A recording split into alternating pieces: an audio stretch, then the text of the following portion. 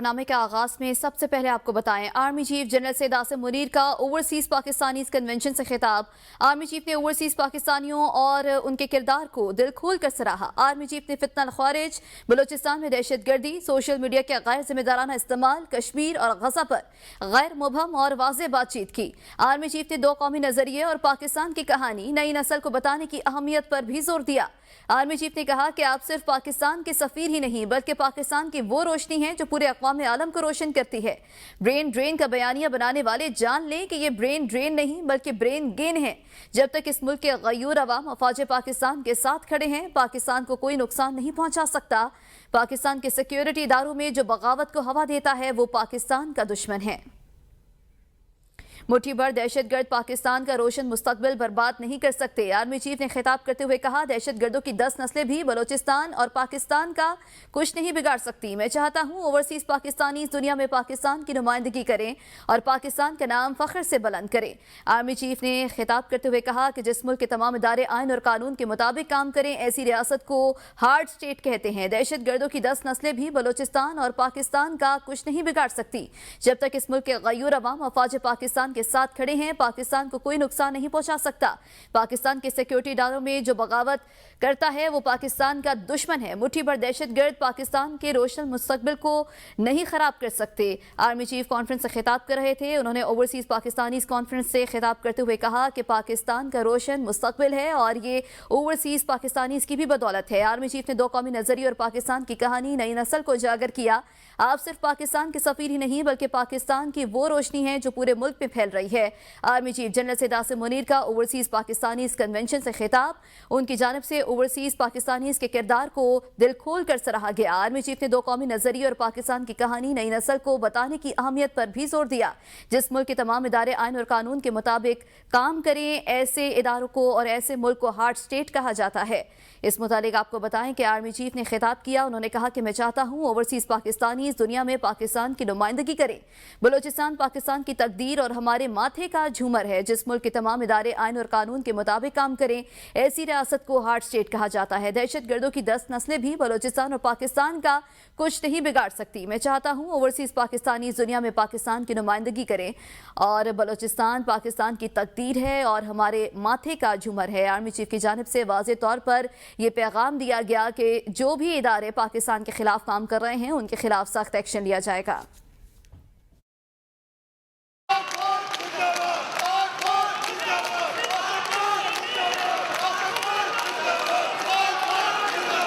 I'm really humbled to see these sentiments that you have shown towards the armed forces. And I'm extremely grateful to each one of you for these sentiments and for these emotions that you have for us. Our sentiments and emotions for you, they're even stronger.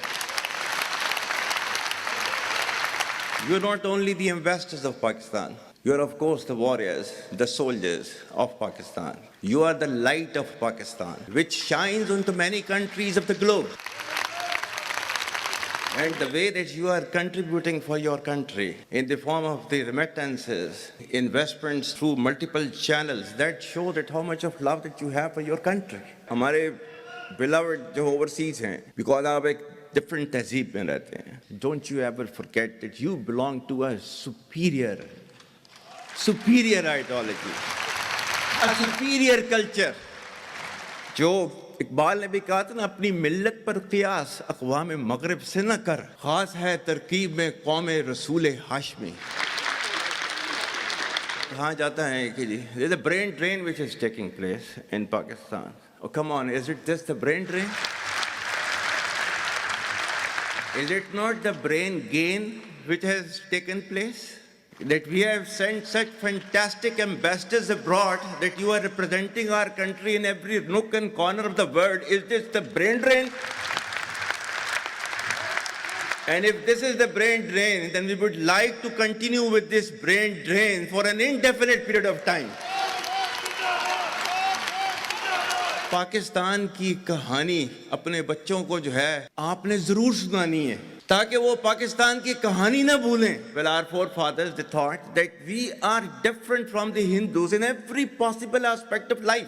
Our religion is different. Our customs are different. Our traditions are different. Our thoughts are different. Our ambitions are different. That was the foundation of the two-nation theory that was laid there. That we are two nations. We are not one nation. So because of that, our forefathers, they struggled, mounted that incessant struggle to create this country. Our forefathers, they have sacrificed immensely, and we have sacrificed a lot for the creation of this country, and we know how to defend it.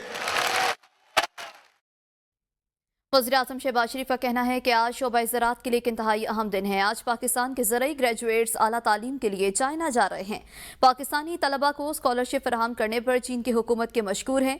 Pakistani طلباء Beijing اور اسلام آباد کے درمیان پل کا کردار ادا کریں گے. ان کا کہنا تھا کہ پروگرام میں چاروں صوبوں گلگت بلتستان اور کشمیر کے بچے شامل ہیں. چین پاکستان کا مشکل وقت کا ساتھی ہے. چین نے IMF پروگرام میں بھی بہت اہم کردار ادا کیا. وزیراعظم کا کہنا تھا کہ 2 صوبے ترقی کر رہے ہیں تو وہ پاکستان کی ترقی نہیں، پاکستان ترقی تب کرے گا جب چاروں صوبے ترقی کریں گے. وہ اسلام آباد میں زرعی گریجویٹس کو چین بھیجنے کی تقریب سے خطاب کر رہے تھے. It's a great day today that our young graduates are ready to fly to Pakistan's one of the most friendly countries, China, and return back to Pakistan to contribute towards agri-economy in terms of higher yields and production in various crops, hybrid seeds, and of course other climate-induced challenges. اس میں چاروں صوبے شامل ہیں. اس میں گلگت بلتستان شامل ہے. اس میں آزاد کشمیر کے بچے شامل ہیں.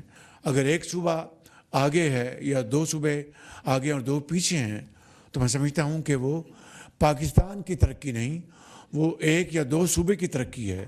پاکستان کی ترقی تبھی ہوگی جب چاروں صوبے مل کر اس دوڑ میں سب سے آگے ہوں گے انشاءاللہ. بڑے اہم موقعوں کے اوپر، نازک موڑوں کے اوپر چین نے ہمیشہ پاکستان کا ہاتھ تھاما.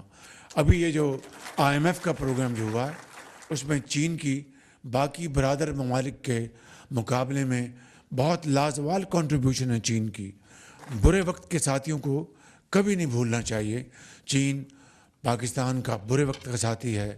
آگے بڑھے اور آپ کو بتائیں، پبلک اکاؤنٹس کمیٹی کا اجلاس آڈٹ اعتراضات کا جائزہ لیے بغیر ہی ختم کر دیا گیا. کمیٹی ارکان کا رکن ثناء اللہ مستخیل کے خلاف کارروائیوں پر شدید احتجاج کیا گیا. ارکان کمیٹی نے معاملے پر اسپیکر اسمبلی سے رجوع کرنے کا مطالبہ بھی کر دیا. پبلک اکاؤنٹس کمیٹی کا اجلاس چیئرمین جنید اکبر خان کی صدارت میں شروع ہوا. تاہم رکن ثناء اللہ مستخیل کے خلاف مبینہ انتقامی کارروائیوں پر شدید احتجاج کے باعث اجلاس بغیر آڈٹ اعتراضات پر بحث کے ہی ختم کر دیا گیا.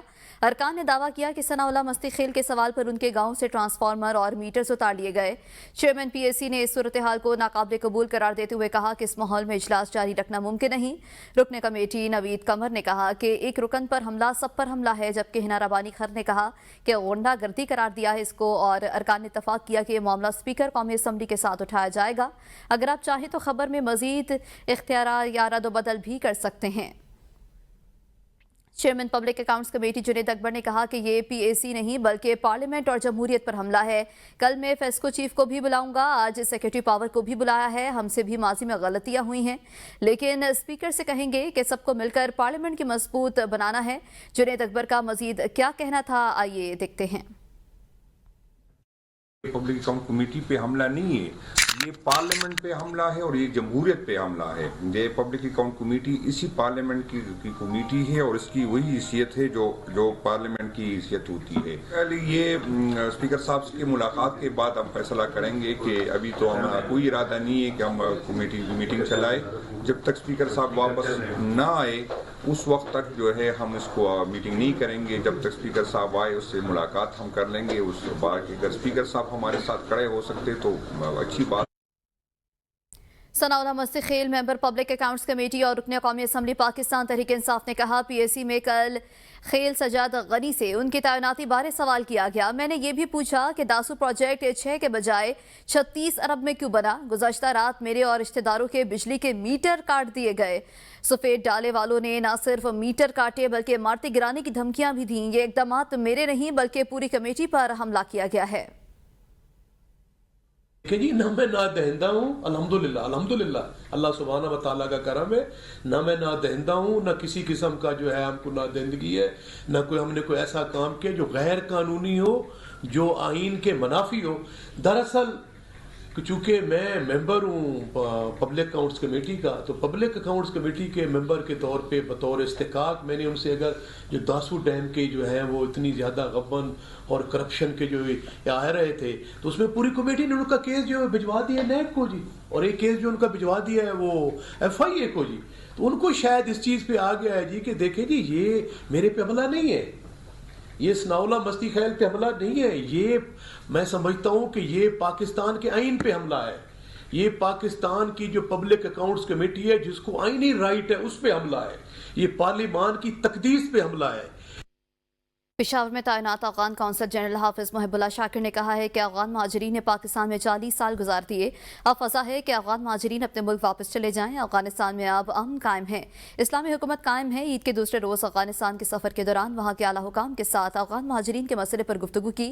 अफगान महाजरीन के लिए अफगानिस्तान में कमीशन बनाया गया है। वतन वापसी पर महाजरीन को तमाम तर सहूलियात दी जा रही हैं। पेशावर में प्रेस कॉन्फ्रेंस करते हुए हाफिज मुहिबुल्लाह शाकिर ने कहा कि अफगान महाजरीन अपने मुल्क में सरमायाकारी कर सकते हैं और अपनी ज़िंदगी आराम से गुजार सकते हैं। इस मुतालिक बताएं कि मुहिबुल्लाह शाकिर ने कहा कि कन्नड़ में कारोबारी अफराद को ज़मीनें दी जा रही हैं। हमने पाकिस्तान में आज़ादाना ज़िंदगी गुजारी, कोई शिकायत नहीं है। अफगान कौंसल जनरल का कहना था कि अफगानिस्तान में अब अमन कायम है, महाजरीन अपने मुल्क वापस चले जाएं। अफगान महाजरीन अपने मुल्क में सरमायाकारी भी कर सकते हैं। अब तक के लिए इतना ही। देखते रहिए ABN।